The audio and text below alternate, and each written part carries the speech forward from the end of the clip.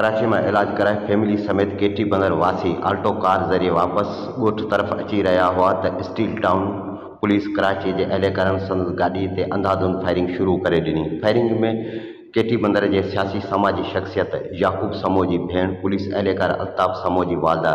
सारा गोली लगण करे तॾहिं ते फौत थी वई, जंहिंजो पोस्टमार्टम जना अस्पताल कराची में कराइण बैदि संदसि लाश रात देर सां केटी बंदर के ॻोठ कर्मी समो पहुचायो वियो। घर धयाणी औरत जो लाश ॻोठ पहुचण ते कोहराम मची वियो। फौतुन औरत के जनाज़े नमाज़ ॻोठ में अदा कई वई, जंहिंमें समा बिरादरी के माण्हुनि समेत मुख़्तलिफ़ सियासी समाजी शख्सियतुनि वॾे अंग में शिरकत कई। पुलिस फायरिंग में क़त्ल थियल औरत की धी सोहरा जो कराची जना अस्पताल में ऑपरेशन करे संदसि जिस्म मां गोली कढी वई आहे, पर संदसि हालत गणती जोगी ॿुधाई पई वञे। स्टील टाउन पुलिस पारां ॾोहारियुनि सां मुक़ाबले दौरान क्रॉस कंदड़ फैमिली वारी कार के गोलियूं लगण वारे मौक़िफ़ खे वारसनि सियासी समाजी धुरियुनि रद्द कंदे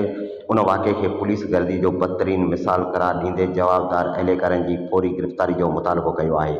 ॿिए तरफ़ सूबाई वज़ीर हाजी अली हसन ज़रदारी, रियाज़ शाह शिराज़ी, ज़िले council chairman Thatta Abdul Hameed Pawar, MNA Sadiq Ali Memon, Ayaz Shah Shirazi